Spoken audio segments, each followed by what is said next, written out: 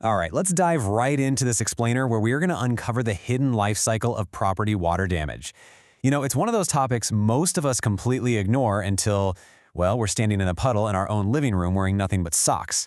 Today, we're using Monroeville, Pennsylvania as our ultimate case study. By zooming in on this one specific region, we're going to uncover the universal science of how a tiny, minor leak spirals into a full-blown disaster and exactly how professionals use some seriously advanced tech to stop it in its tracks.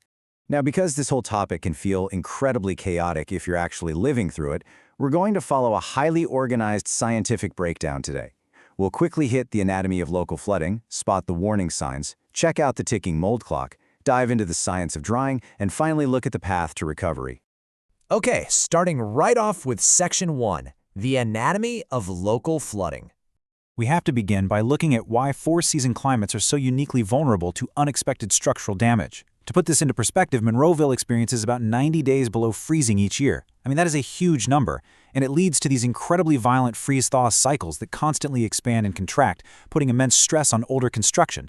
In historic local neighborhoods around there, like Gateway and Old Town, this weather pattern is exactly why winter pipe bursts are so devastatingly common. Your plumbing is quite literally fighting the climate. But wait. Add to that the 38 inches of annual rain spread out across an average of 170 rainy days.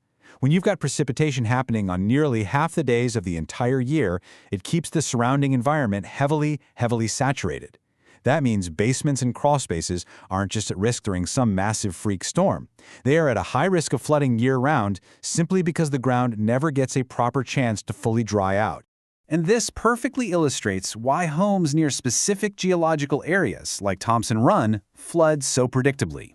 See, the clay-rich soil common in the area traps groundwater rather than letting it drain away.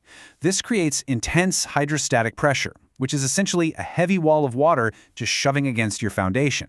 Given enough time, that pressure forces moisture right through the microscopic cracks in your solid concrete. Moving right along to Section 2, spotting the warning signs. You absolutely want to catch this infiltration before a minor leak becomes a major, incredibly expensive disaster. To do that, we have to look for the subtle symptoms, because it's rarely a dramatic flood right off the bat. You might notice musty odors in a crawl space, which, by the way, is a massive red flag hinting at trapped moisture. Or maybe you spot slight ceiling discoloration, pointing to a failing commercial flat roof, or maybe some decaying 1950s plumbing. Even a sump pump that just temporarily failed during a brief power outage can leave behind foundational seepage that you won't even notice until it's way too late. Which brings us to Section 3, the ticking mold clock. So, the really crucial point is what happens next. It immediately becomes an urgent race against time the second water actually breaches your home. Once that water gets inside, the physics of your house completely change. Which brings up a pretty critical question for any property owner staring at a wet floor. How fast do you think mold actually starts to grow? Well, the answer is kind of shocking. Just 24 to 48 hours. That's practically overnight. That's all it takes for mold colonization to begin in damp conditions. This incredibly tight window is exactly why professional mitigation teams guarantee a 60-minute emergency response.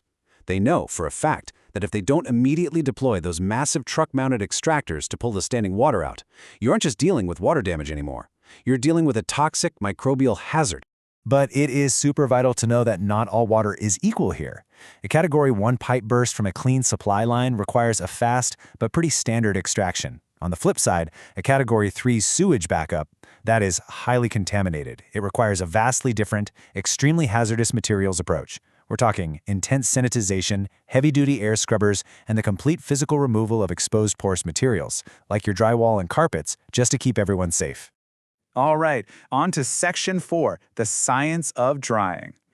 Now, this is where things get super interesting. It's where we transition from rapid, chaotic emergency extraction into a rigorous, highly controlled scientific discipline.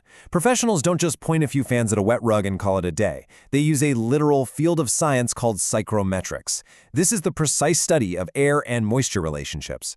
Technicians are doing complex calculations to perfectly balance temperature, humidity, and airflow using commercial-grade dehumidifiers. The ultimate goal? To literally coax the trapped moisture out of the building's structural materials without causing them to warp or crack in the process. And the specific material totally dictates the exact science used. For instance, hardwood flooring begins to cup and crown when its moisture exceeds 12%. Pulling water from it requires specialized extraction mats that suck the vapor right out without using heat. Conversely, drywall absorbs water like a giant sponge. If drywall saturation exceeds 20%, psychrometrics tells us it usually can't be saved. Actually, scratch that, it definitely can't be saved. It just has to be gutted entirely. To verify this drying process, mitigation experts aren't just guessing or touching a wall to see if it kind of feels dry. No way. They use highly advanced technology. Penetrating meters measure the actual electrical resistance of the wood to find hidden water. Non-invasive meters detect moisture right through your finishes without causing damage. And thermal imaging cameras map cold pockets of invisible moisture trapped deep, deep behind your walls. If there is a single drop of water left, this tech is going to find it. And finally, Section 5, the path to recovery. Because let's be real, trying the house is only half the battle.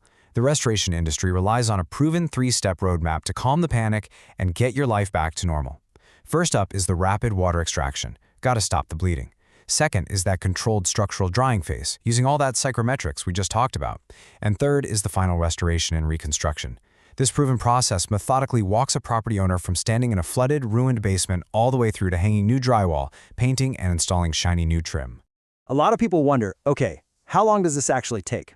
Realistically, structural drying for standard wood frame construction takes about 3 to 5 days of constant, 24/7 machine operation. However, if the water has deeply penetrated concrete slabs or masonry, because those materials are so incredibly dense, it can easily extend that timeline to 10 full days of continuous dehumidification. And honestly, throughout those days, the paperwork is almost as important as the pumps. Rigorous IICRC-certified documentation and daily moisture logs are compiled every step of the way. Teams use specialized Xactimate software, which happens to be the exact same database the insurance companies use, to build out the estimates. This brings immense peace of mind, ensuring that when the insurance adjusters finally review the file, they approve the claim without disputes, and the property owner isn't left holding the bag for thousands of dollars.